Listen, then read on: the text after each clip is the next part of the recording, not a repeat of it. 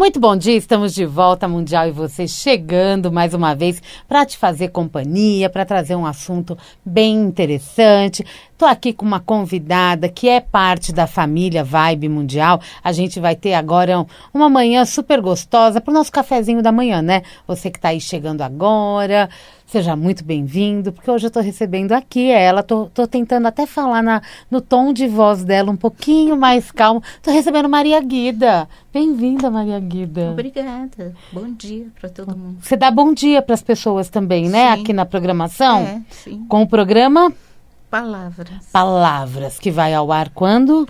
5:30 da manhã de sexta-feira. Mas vai passar para outro horário em maio. Por enquanto, estamos às sextas-feiras, às 5:30 da manhã. A partir de maio, você vai mudar de horário? Você não sabe ainda? Eu sei. Eu Pode vou falar, mudar não? para meia-noite de quarta-feira ou 0h de quinta.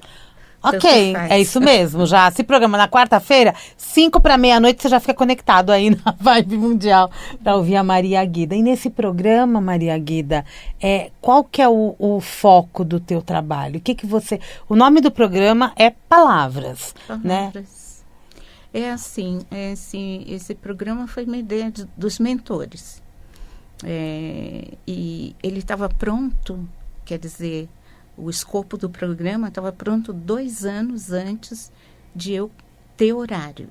Eu não queria fazer o programa, mas o mentor que me acompanha me falou: um dia nós vamos ter um programa de rádio e eu quero que você escreva como que eu quero que o programa seja. Aí, como eu sou muito obediente, falei, tá bom, vamos escrever. E deixei guardado. Estava no HD de um outro computador. Aí, quando eu fui convidada para fazer o programa e me disseram que eu ia estrear uma semana depois, eu falei, meu Deus, o que eu faço? Aí só escutei assim, mas o escopo do programa está pronto, você tem uma sinopse que nós escrevemos há 2 anos atrás, procura que você vai achar. E eu achei.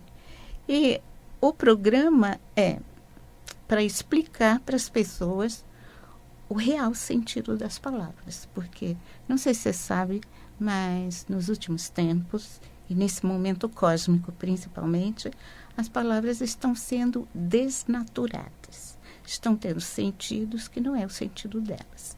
E os mentores querem que as pessoas entendam qual é o real sentido das palavras.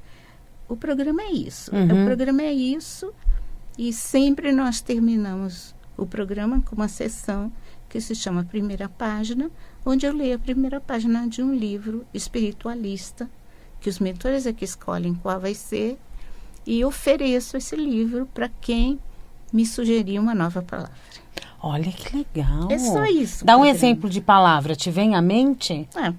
O último programa, a palavra era paixão. Paixão. E como que nós usávamos o sentido da paixão e como que a gente está usando agora? Então, a palavra paixão vem do latim e significa sofrimento. Sim, Paixão de Cristo é um exemplo. Exato, porque é isso, na época em que os evangelhos foram traduzidos para o latim, esse era o sentido da palavra paixão. Não tinha outro sentido para a palavra paixão. Mas aí nós resolvemos colocar para a palavra paixão um outro sentido. Isso nos últimos séculos. E agora a paixão, todo mundo quer se apaixonar. Quer sofrer. Isso significa que todo mundo quer sofrer. Aí o programa tem 1 hora, e nessa 1 hora, nos primeiros 45 minutos, eu explico o que significa aquela palavra para nós e como os mentores veem essa palavra e o que essa palavra significa para os mentores. Eles te ajudam a produzir o programa? Eu escrevo incorporada. Incorporada.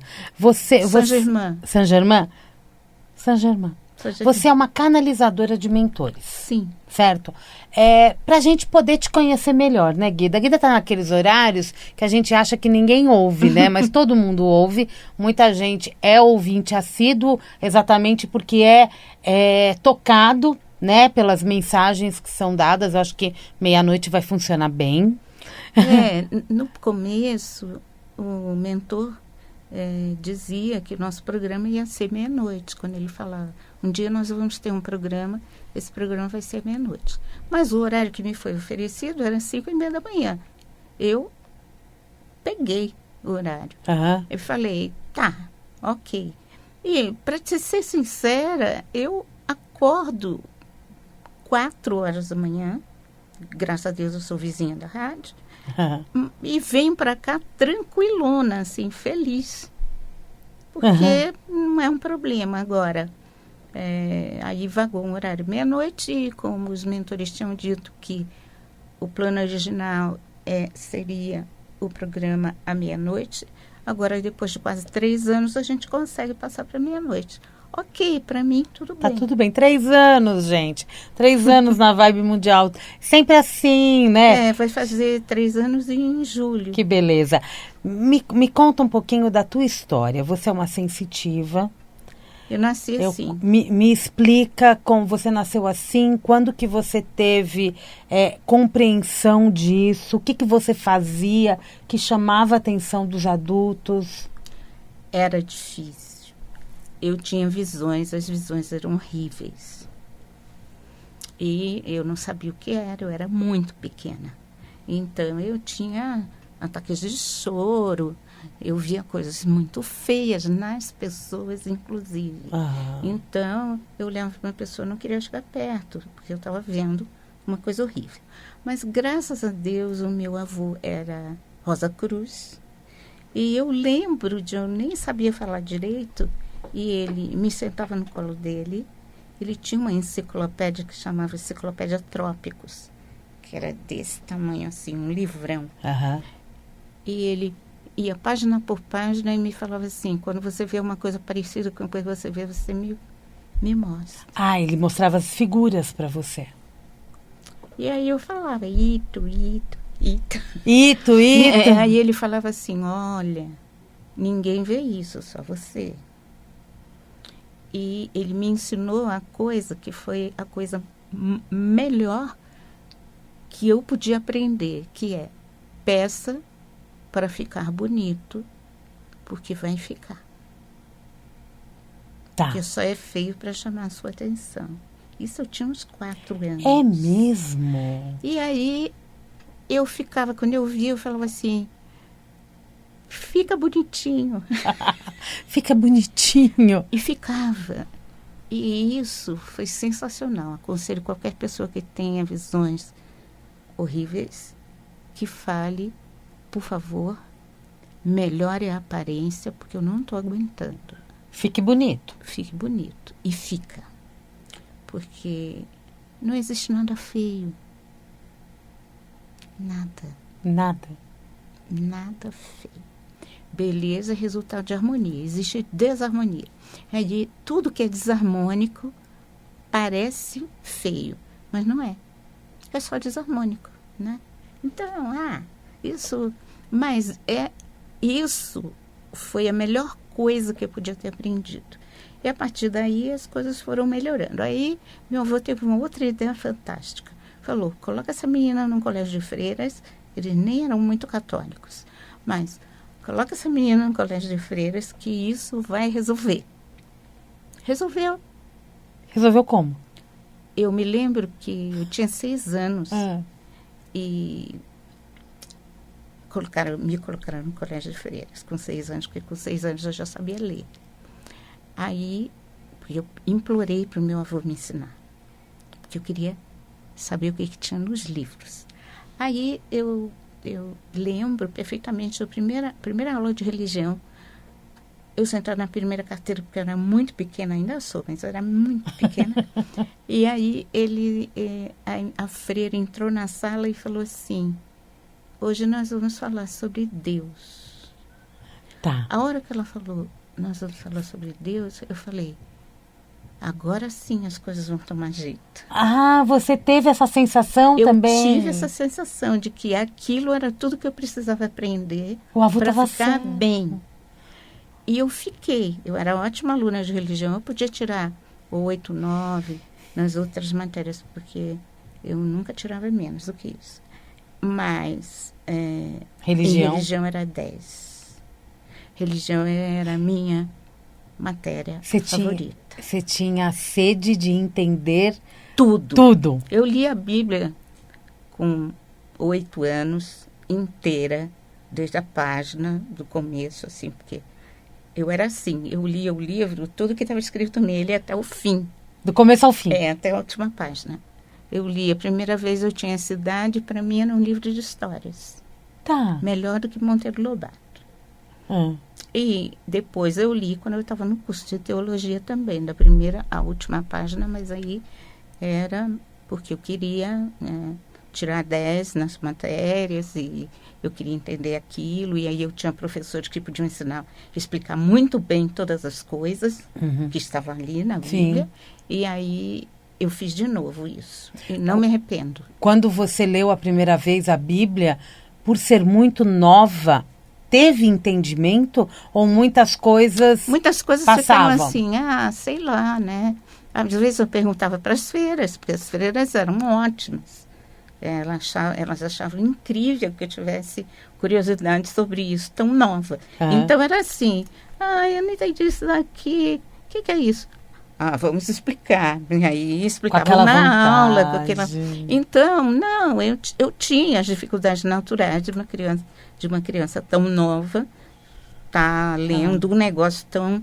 Mas uma coisa eu devo agradecer à minha família. Eles nunca me proibiram de ler nada que eu quisesse. E eu devorava livros. Então, eu podia ler o que eu quisesse. Eles não falavam, isso não é para você. Não, principalmente meu avô. Às vezes a minha mãe falava isso. O meu avô falava, não, deixa ela ler. Ela precisa ler. E era assim, minha mãe só ficava chateada porque em vez de fazer as coisas de casa, os trabalhos domésticos, eu ficava lendo. Você ficava lendo? Minha irmã falava assim, ela faz isso para fugir do trabalho. E não, né? Hoje a gente está vendo onde chegou. Era um negócio que eu precisava fazer. E foi muito bom para mim, não é? É isso. Então, começou assim. Eu fiquei no Colégio de Freiras até os 17 e até os 20 no curso de teologia, que levou 4 anos. Eu comecei Você já emendou? 16. E com 20 anos eu já dava aula de religião para pessoas quase da minha idade. Tá. Aí eu tive uma crise de fé, larguei a Igreja Católica. O que é uma crise de fé? Uma crise de fé é assim, não está funcionando, não me convence. E aí eu fiz uma coisa terrível, que depois eu tive que voltar atrás. Eu conheço todos os ritos da Igreja Católica. E sei por que aquelas coisas são assim. E eu estava numa crise de fé terrível. Eu achava que as explicações teológicas não satisfaziam, não resolviam para mim. Aí eu entrei na igreja, eu comungava todo dia. Entrei na igreja, olhei se a luz do Santíssimo Sacramento estava acesa, porque isso significa que tem hóstia dentro do sacrário, então que Jesus está presente. Caminhei de pé até... Não faz isso, você genuflexa, né? Você ajoelha com um joelho. Você não se aproxima do altar sem primeiro ajoelhar com um joelho. Eu não fiz isso. Fui até a beira do altar, o primeiro degrau. Olhei pro sacrário e falei, de hoje em diante, se você existe ou não, é problema seu. Virei as costas e fui embora. Crise de fé mesmo? Tudo bem, nos primeiros momentos não aconteceu nada, mas a minha vida virou de ponta cabeça. E aí, 4 anos depois, já casada e com uma criança, e com um casamento que estava degringolando, sem trabalho, tinha sido mandada embora do trabalho, um amigo meu me encontrou, olhou para mim e falou assim, você precisa fazer as pazes com ele. Eu já sabia, né? Você não me falar nada. Aí, num dia de desespero, eu entrei numa igreja Aquela igreja da Brigadeiro, Luiz Antônio, do lado daquele do mercadão. supermercado. Entrei ali, fiz a mesma coisa. Olhei, a luz estava acesa. Eu caminhei até lá. Genuflexei, ajoelhei com um joelho só, fui até lá, ajoelhei com os 2 joelhos, olhei para o sacrário e falei, me perdoa, eu quero voltar. Tá aí o arrependimento. Até hoje, quando eu conto isso, Se emociona. Aí a vida voltou pro lugar? A vida voltou para o lugar. A vida voltou para o lugar, mas eu descobri que não precisava ser daquele jeito, nem com aqueles ritos. Que existiam outras maneiras de se aproximar de Deus e não precisava ser exatamente assim. E aí eu comecei a procurar. Tá. Levou tempo, mas eu achei. Achei a Fraternidade Branca. No pior momento da minha vida. Você está pensando que aquele foi um momento difícil? Não. O momento difícil foi quando meu filho sofreu um acidente e ficou 6 meses em coma. E no primeiro dia eu ouvi, agora você vai fazer tudo que a gente disser para você fazer. Porque o resto da sua vida, a sua felicidade, a sua realização depende disso. E aí eu fiquei obediente. E obedece até hoje? Até hoje. Aí as coisas... Porque isso, quando meu filho foi atropelado e todos os médicos diziam que ele ia morrer, a minha questão não era ele sobreviver. A minha questão é estar presente se ele morresse e apoiá-lo se ele vivesse. E eu não sabia o que ia acontecer. E eu não estava preocupada. Eu só queria estar presente se ele morresse e apoiá-lo, ter condições de apoiá-lo se ele vivesse. Era isso que eu pedia. Eu não pedia nem para saber, vai morrer ou não vai morrer. Eu só queria estar presente se ele morresse e apoiá-lo se ele vivesse. Era isso. E eu recebi isso. Ele viveu? Ele é vivo até hoje, mora comigo, tem 50 anos. Depende completamente de mim, mas é a minha alegria, a alegria do pai dele. Nós somos separados, mas nós nos unimos para cuidar dele. Perfeito. Não somos casados, não temos mais relações, a nossa relação gira ao redor do nosso filho. E eu posso dizer que com isso na minha vida, eu sou feliz. Essa é a tua fortaleza. É uma das. Uma das, né? Eu descobri, a partir de tudo que eu aprendi na Fraternidade Branca, tudo que os mentores me ensinaram, aprendi isso num curso para aprender uma coisa que se chama relógio cósmico. Aprendi que todos nós temos algo que nos segura para a gente não fazer bobagem. O relógio chama isso de o mastro. O mastro. O meu mastro é meu filho. Ele me impede de fazer bobagem.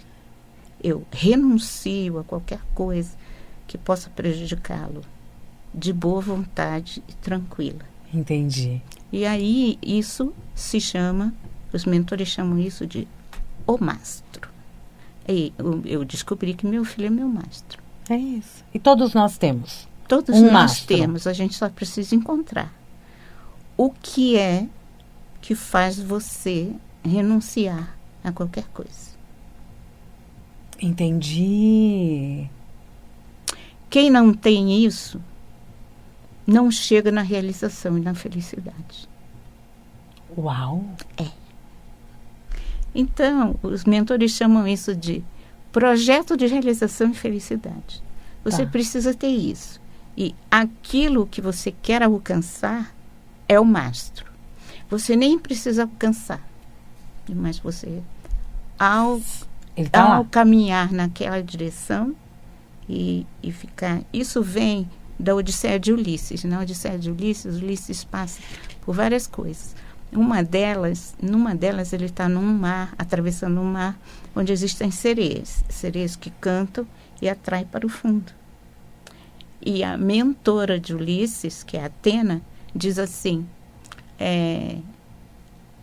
põe a cera nos ouvidos para não escutar o canto da sereia, que vai te atrair para as profundezas, e amarre-se no mastro do navio, para mesmo que você tenha vontade de pular, você não possa.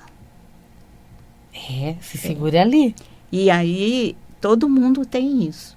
Agora, algumas pessoas acham, outras pessoas não acham, mas quem encontra o mastro e se amarra no mastro, chega à realização e à felicidade, renunciando a tudo que atrapalha isso, atrapalha você a ficar nessa firmeza. E muitas vezes a gente pode perder esse mastro? Pode. Não é? Pode. É assim, você acha mesmo que eu não sei que meu filho pode morrer a qualquer momento? Ele pode. Mas mesmo que ele morra, ele continua sendo meu mastro. Não deixa de ser mastro, né? Não.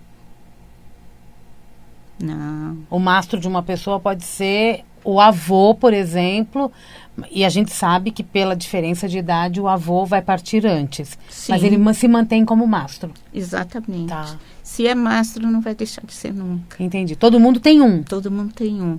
E às vezes não é uma pessoa. Às vezes é uma ideia. Uma ideia? Às vezes é uma ideologia. Às vezes é algo que você faz. Ou seja, às vezes é uma profissão. Para cada um é diferente, sabe por quê? Porque cada um de nós tem um plano divino para realizar. E só dá para ser feliz realizando esse plano. E o mastro está incluído no plano, fortemente colocado no plano, como algo que te centra e te torna capaz de renunciar a tudo que te afasta do plano divino. É isso. Entendi. Então, a relação é com o divino. É sempre com o divino. Olha, se há uma coisa que me deixa confortável com todas as coisas, a gente sabe que a gente está vivendo um momento cósmico difícil, mas se é uma coisa que me deixa confortável é saber que tudo é Deus, tudo é manifestação divina e não existe nada que não seja Deus. Aí eu ensino essas coisas para as pessoas e a coisa que eu tenho mais dificuldade que as pessoas entendam é que o mal não existe. Tá? O mal é só desequilíbrio. Tudo que é terrível no mundo material, que a gente acha que, nossa, isso daí porque o universo não pode ser uma briga entre o bem e o mal. O divino não traz algo que seja ruim. Nós que o tornamos desequilibrados. Olha só, os mentores dão um exemplo muito simples. Uma faca serve para descascar uma laranja e pode matar uma pessoa. O que faz da faca algo que a gente possa achar que é maléfico, não é a faca. É como nós usamos a faca. É a pessoa. Então, o desequilíbrio está em nós, só em nós, em mais lugar nenhum. Você olha para a natureza. Existe algum desequilíbrio na natureza? Não. As tempestades, mas as tempestades são necessárias. Se a gente não tivesse as tempestades, a gente morreria. A gente pereceria. Então, assim, o mal, aquilo que parece ruim, é como nós usamos coisas, ideias, ideologias, até religiões, até mesmo a fé pode ser maléfica, em vez de utilizar para o bem de todos, que é o que o Criado Ser Supremo deseja de nós, utilizamos em nosso benefício e os outros que se danem. Quando nós fazemos isso, nós somos o mal. Nós. Não existe mal fora de nós e ele é uma ilusão criada pela dualidade. Quando você sabe disso, você olha para o seu desequilíbrio e fala: não vou fazer isso, que isso não é digno de mim. Eu sou Deus. Deus está em mim, eu sou uma manifestação dele. Como é que eu sei que eu sou uma manifestação dele? Porque não existe nada além dele no universo inteiro. Aí fica muito fácil você falar: isso não, isso também não, isso também não, isso não. Agora, quando você não sabe, e os mentores dizem que o pior inimigo da humanidade é a ignorância, porque a ignorância é não saber e não querer saber, porque é isso. Não saber é puro desconhecimento. Ok. Sim. A coisa das palavras. É. Não saber é desconhecimento. Não querer saber é ignorância. E os mentores dizem que a ignorância é o pior inimigo da humanidade. Ou seja, não querer saber é ruim para nós. Nós deveríamos querer saber tudo que há para saber. Eu tenho uma filha, eu tenho um filho e uma filha. A minha filha é amarelo dourado, ela vibra na sabedoria. A minha filha, desde criança, pequenininha, queria saber tudo. Ela falava assim para mim, dá para saber tudo que tem para saber no universo? Aí eu falava, filha, não dá. Aí ela falava, mas eu quero. E até hoje ela é assim. E é muito bom, não é? Quando alguém está empenhado em saber. Por quê? Mas as coisas ruins não é melhor não saber? Não, é bom saber. É bom saber aquilo que não devemos fazer. É bom saber para a gente poder dizer um não com bastante certeza, não é? Não é. Aí eu não sei. Na medida que eu não sei, eu posso acabar fazendo por pura ignorância. Porque se eu sei que está no desequilíbrio, eu não vou fazer. Exatamente. Está acabando o primeiro bloco, aliás, já acabou o primeiro Nossa. bloco. Quem quiser conhecer o trabalho da Maria Guida, a gente vai voltar no próximo bloco. Eu tenho mais informações. Eu vou passar um número de WhatsApp, tá, gente? Do Instituto Círculo Mágico, que é o código 11 99852 7739. Código 11 99852 7739. Estou aqui hoje conversando com a Maria Guida do programa Palavras aqui da Vibe Mundial. Vamos para o intervalo comercial, daqui a pouquinho a gente volta. Estamos de volta, hoje eu estou conversando com a Maria Guida do programa Palavras. Que por enquanto estamos às 5:30 da manhã de sexta-feira. Mas vamos para? Vamos para meia-noite de quarta ou 0h de quinta. De quarta para quinta-feira, meia-noite. Meia-noite. É isso. Isso. Tá bom? A gente já aqui tá batendo um papo sobre canalização, sobre sobre sensibilidade, né? Você é uma terapeuta de captação de inconscientes. Eu comecei assim. Tá. Quando eu conheci a Fraternidade Branca, eu estava envolvida com a Fraternidade Branca apenas estudando, porque eu sou redatora de formação profissional. Criei meus filhos escrevendo sob encomenda. E um dia eu escrevo livros por encomenda. Hoje não mais, mas já fiz muito isso. A pessoa quer escrever um livro, ela não sabe como fazer, eu escrevo e ela assina. Nos Estados Unidos se chama ghostwriter. Ghostwriter. Eu fiz bastante isso. E aí me procurou uma pessoa indicada por amigos, dizendo que queria escrever um livro sobre captação de inconscientes. Olha!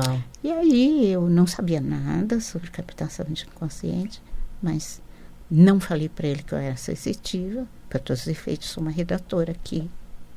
Mas a sensitividade me ajudou muito a escrever, né?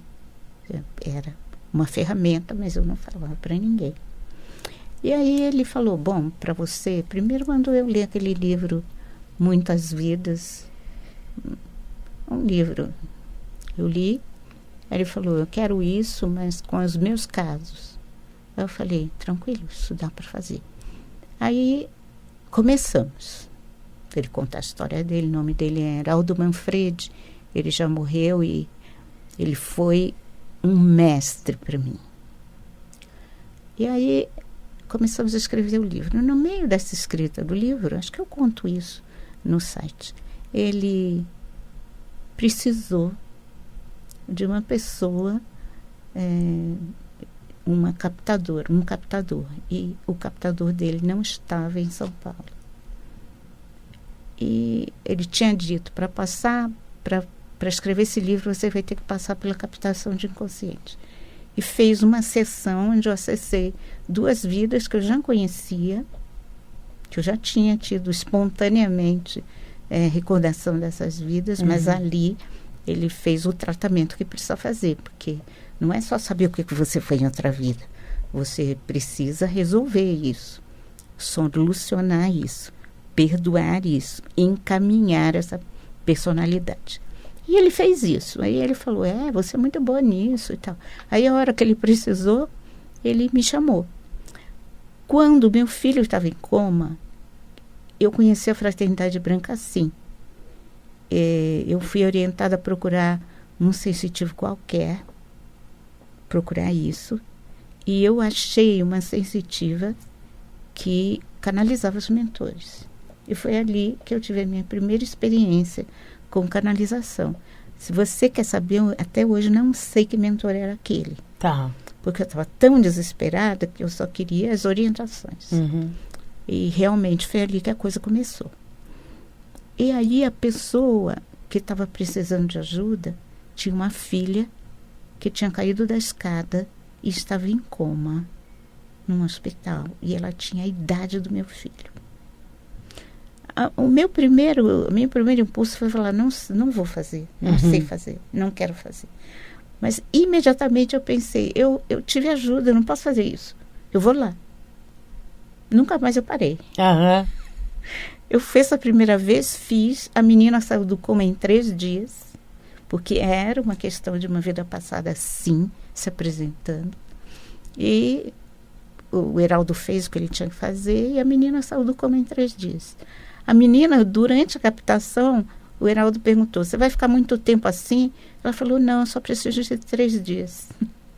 Olha! E em 3 dias ela estava de volta, bem, tranquila, saudável. A captação é do inconsciente da pessoa que está sendo trabalhada. No caso era a moça que estava em coma. Era a menina. Mas, às vezes, uma coisa que está acontecendo com você nessa vida, a raiz dela está numa personalidade de uma vida anterior que habita o seu inconsciente. O seu inconsciente, o inconsciente de todos os humanos, está lotado de personalidade de vidas anteriores. Não é por nada, é porque nessa vida aqui, a sua temática kármica é solucionar os desequilíbrios dessas personalidades. E isso se apresenta, você pensa que é você, mas não é você. Existem várias pessoas que quando ficam bravas, por exemplo, as pessoas falam, eu sou uma delas. As pessoas falam, mas isso não parece você. Nossa, você fica tão diferente. É porque não é a pessoa, é alguém que ela foi. E a situação tocou em algum ponto de desequilíbrio e trouxe à tona, a consciência desaparece. E você acha que é você, mas não é você. Às vezes o agir por impulso pode ser isso, por exemplo? O agir por impulso é sempre um agir na inconsciência, ou seja, alguém está agindo por você. Entendi. E eu sei que os métodos espíritas dizem que são outros seres que já morreram e que não. Os mentores dizem que não existe obsessão. O que existe é auto-obsessão. Você está sendo obsediado por quem você foi em outras vidas sempre. Uau! E esse trabalho você faz? Eu faço hoje, com a ajuda dos mentores, com pessoas que eu formei para isso. Eu tenho um grupo pequeno de pessoas, a gente tem um ambulatório de captação de inconsciente. Mas não é pago e não é quando você quer. Precisa ser indicado por um mentor. Então, você precisa passar para o mentor. Se o mentor disser que você precisa da captação de inconsciente, você terá a captação de inconsciente completamente gratuita. Isso lá dentro mesmo do Instituto? Isso lá dentro do Instituto. O mentor do Instituto que vai... o mentor que eu recebo. Passando por você. Isso. Tá, vamos falar um pouquinho do Instituto. Círculo Mágico. Esse é um nome que os mentores que deram também? Sim. Sempre, né? Sempre. O que eu encontro no Instituto Círculo Mágico? O Instituto Círculo Mágico é um santuário da Fraternidade Branca. Então, nós temos os rituais da Fraternidade Branca no Instituto Círculo Mágico, e é o que sustenta o Instituto energeticamente. Nós fazemos os rituais da fraternidade, nós temos os serviços sagrados na primeira quinta-feira do mês, nós temos as vigílias de chama violeta aos sábados, às 21 horas, e nós temos uma coisa que se chama Jornada dos 7 Raios, que a gente faz 4 vezes por ano, e que é uma semana inteira em que a gente tem serviços sagrados todos os dias, cada serviço dedicado a um dos 7 mestres dos 7 raios. A gente tem isso que é o mais alto, o melhor, a coisa mais sutil que a gente faz e que dá sustentação para o resto. Fora isso, a gente tem as palestras do Romero, uma vez por mês, no primeiro domingo do mês, que depois da pandemia elas ficaram online, mas elas eram presenciais e ficava assim. A gente tem uma casa pequena. Uhum. Quando eu fazia a palestra do Romero, não cabia na sala, muitas pessoas. E, tirando a palestra, a gente tem o curso de comunicação interdimensional, que canalização, gente, é só uma das modalidades de comunicação interdimensional. O que é comunicação interdimensional? Nós, humanos, podemos nos comunicar com seres que estão em outras dimensões. Uhum. E a gente pode. Qualquer um pode. Qualquer pessoa? Você tem pineal, não tem? Tem. A pineal é a antena. Então, todo mundo pode, é só querer mais. É preciso, então, se trabalhar para ter uma comunicação positiva, estável para você não estar trazendo personalidades do seu inconsciente, achando que são mentores. E é isso que a gente ensina. Eu tenho 3 turmas. A turma avançada, que já canaliza e faz um trabalho de socorro psíquico muito bom. A turma intermediária, que está aprendendo, já está quase no nível de ter aulas com o próprio mentor, porque é assim, primeiro tem aula comigo. A partir de um momento, começa a ter aula com o mentor. Tá. Então, na hora da aula, eu canalizo o mentor e é ele que dá aula. Começa com a Guida. Começa com a Guida e acaba com o Romero. Ok. E os iniciantes, que é uma turma que começou no começo do ano passado, que está 1 ano comigo, e estão nos estudos preliminares. Esse pessoal que está canalizando agora começou em 2013. Então, é um curso que não tem data para terminar. Tá. E a pessoa, ela tem que já frequentar a fraternidade para poder entrar no curso, não? Ela só precisa querer e se dedicar, porque muito vai ser exigido dela. Porque é bastante, você está falando de 2013 para agora. Quem está canalizando agora, não é? Então, nós temos aí 10 anos. É um processo, é parte da vida da gente, né? Exatamente, é assim. Normalmente eu começo as turmas, agora não, porque a gente já está atraindo gente com mais consciência. Mas lá no começo, quando eu comecei, eu tinha turmas que tinham 30 quando começava e que agora tem 8. Tá. Essa turma que começou em 2013, ela tinha 25 pessoas. Nós somos em 8 agora. Reduziu. Alguns não conseguiram ir adiante. As pessoas... Eu sempre penso que no decorrer desse tempo a pessoa se aprimorou, mas o caminho dela não era esse. Sim. É isso que eu penso. Eu não acho, essa pessoa... Não acho nada disso. Eu acho assim, a pessoa ali se desenvolveu espiritualmente e percebeu que o caminho dela era outro. Tanto é assim que quando uma pessoa começa a faltar, eu não posso ligar ou mandar uma mensagem para o WhatsApp perguntando por que você não vem. Uhum. Os mentores não permitem que eu faça isso. Eles dizem, isso daí é com ela. Não interfira, não force. Não dá para fazer isso, você precisa respeitar isso. Uhum. E se a pessoa falar, vou voltar. Hoje mesmo eu recebi uma mensagem de uma pessoa que ficou fora das aulas 3 anos. E me mandou uma mensagem hoje dizendo: Guida, perdi a conexão completamente com a parte espiritual, com o meu nível espiritual, e agora eu quero voltar. Eu falei, vamos lá. Aí ela volta do zero? Aí vamos ver o que o Romero tem a dizer sobre isso. Ele que resolve, Ele né? que resolve. Eu ainda não, eu já entendi, mas eu esqueço. Ele vai falar assim: Maria Guida, é o seguinte, essa pessoa tem que voltar para turma iniciante.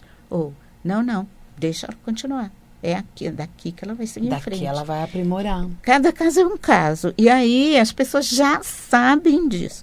Essa pessoa que entrou em contato comigo hoje, ela sabe que vai depender do Romero. Sim. Como é que vai ser. Mesmo porque já frequentou a casa, né? Isso, as pessoas já sabem. Até para trocar a cor de uma parede, é o Romero que troca. Você assumiu esse compromisso lá atrás, né? Então é assim. Teve um dia que eu estava, já faz um tempo, que eu estava na sala lá da casa e tinha uma parede branca na minha frente, assim, uma das paredes era branca. Aí eu ouvi assim: eu quero que você pinte essa parede de azul e ela precisa estar pintada amanhã. Aí eu falei, como que eu vou fazer isso? Não, ele não fala assim, ele só fala, eu preciso dela pintada amanhã. Aí eu tenho uma pessoa que faz todas as coisas desse pote na casa, faz tudo, que é sensacional. Liguei para ele e falei, olha, só vai ser amanhã, se ele puder. Aí mandei uma mensagem para ele, me respondeu no ato. Eu vou aí, eu sei qual é a cor da tinta, eu queria que fosse igual aquela outra parede ali. Eu sei qual é, eu nem sabia onde. Eu sei qual é a cor da tinta. Amanhã, quando eu sair do trabalho, eu antes passo na loja, compro a tinta e vou aí e pinto de noite. E foi rápido, resolveu tudo? No dia seguinte, a parede estava pintada. Quer dizer... E ele só mandou porque ele sabia que ia ser feito. A sensação que eu tenho é que o Romero, ele não pede nada impossível. Uhum. Quando ele pede alguma coisa, ele sabe que vai poder, que vai ser possível. E às vezes ele só quer me mostrar. Olha, dá para fazer. E eu só preciso fazer. Só precisa fazer. E às vezes, você está falando isso, e às vezes a gente, no nosso dia a dia, coloca tanto empecilho para poder pintar uma parede, para poder atravessar a rua para comprar um objeto que está precisando, não é verdade? Olha, tem uma coisa que é sátua, que os mentores dizem que sátua, que te deixa em equilíbrio, isso faz parte do hinduísmo. Uhum. Né? Sátua. Está lá no Gita, para quem quiser ver. Sátua precisa ser feito agora, precisa ser feito por mim e é para o bem de todos. Precisa ser feito agora, precisa ser feito por mim e é para o bem de todos. O bem de todos. Isso é sátua. Quando você vive baseado em sátua, a felicidade é uma coisa que vem. E as coisas fluem, porque os mentores também dizem que fluir é o sim de Deus e o não fluir é o não de Deus. Quando você está em sátua, as coisas fluem, porque Deus está sempre dizendo sim, sim. Por quê? Porque é para o bem de todos. É simples. Você está querendo dizer para a gente, então, já que é tudo tão simples, né? Simples. Para eu sentir esta felicidade, eu tenho que estar com a minha atenção, a minha energia, a minha pineal conectada com Deus. Isso. O tempo todo. Aí as pessoas dizem para mim, o tempo todo não é possível. Faz um esforcinho, porque pelo menos um pouquinho. Por isso que os mentores dizem que para saber qual é a vontade de Deus, você precisa ter uma prática espiritual com ritmo e constância. Ali. Porque essa prática espiritual te centra, porque a sua pineal, se você não centrar a vontade de Deus, qual é a vontade de Deus? O que Deus quer de mim agora. Não vai rolar. Mas isso não te tira da vida. Não. Isso não te tira do teu trabalho, do teu dia a dia familiar, dos seus afazeres domésticos, burocráticos. Não. É leve. É super leve. É assim. Eu estou aqui conversando com você, aí eu saio daqui, aí eu já tenho umas coisas que eu quero fazer. Aí eu saio, desço, chego lá no hall e uma ideia passa pela minha cabeça. Isso daqui, agora não. Precisa antes fazer isso. E todo mundo tem isso, hein? Todo mundo tem isso. Mas sabe o que acontece com a gente? Sabe como começou isso? O Romero dizendo assim, leva o guarda-chuva. Aí você trouxe? Eu não levei. Choveu. Aí eu falei, devia ter prestado atenção. Não sabia que era o Romero ainda. Tá. Devia ter prestado atenção. O negócio estava me dizendo, leva o guarda-chuva. E eu não levei. Aí começou a ser mais sério. Agora não. Alguma coisa que eu ia fazer. Agora não. E eu, agora não, tá. Começou assim, mas virou uma coisa que quando eu sigo, dá certo e eu sei o que é. Tá. É o mental superior, o meu mental superior, porque eu levo uma vida com prática espiritual, com ritmo e constância. O meu mental superior, onde está a vontade de Deus, que não é aqui no cérebro físico, me diz o que eu tenho que fazer e eu escuto. Agora, se eu não fizer um mínimo de silêncio, se eu não estiver centrada, se a minha opinião não estiver focada na vontade de Deus, eu vou ouvir e não vou fazer. Ou eu nem vou ouvir, porque às vezes a gente nem escuta. Se a gente estiver muito desequilibrado... E muitas vezes a gente acha que é uma intuição só. Mas intuição é uma função. Função? É uma função e não é uma função do cérebro físico. É uma função? É uma função do mental superior. É o mental superior dizendo ao cérebro físico, dando uma sugestão. Você faz se você quiser. A Mas intuição nós é sugestão. Aqui, que estamos fora da dualidade, que estou aqui fora da dualidade, olhando para a sua vida, acho que você precisa fazer isso. Você vai fazer, não vai fazer? Problema seu. Porque o mental superior não vai ficar... Às vezes fica. Cutucando, né? Mas quando fica é porque você já está em algum patamar de equilíbrio e ganhou alguma consciência para perceber. Porque é a consciência que faz você perceber. A consciência é o observador. Ele não julga, não te diz tá certo, tá errado, ele só fala. Você vai fazer isso? Tem certeza? Mas a gente leva um tempo, né? Muitas pessoas, eu acredito que a grande maioria, né, de nós, acaba até ouvindo. Sim. E fala, agora não. Isso agora mesmo, não. Eu fiz muito isso. Agora não. Não. E lá na frente é como se viesse alguém e falasse assim, eu não falei? Mas os mentores jamais falam, eu te disse. Eu tô dizendo, né, assim, mas é como se eu recebesse assim a mensagem, né?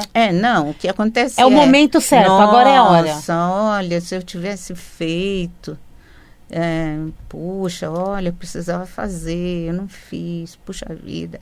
Mas isso ainda é cérebro físico, ego, te recriminando, porque você teve uma intuição e não fez o negócio. Acontece que, se você tratar isso como intuição,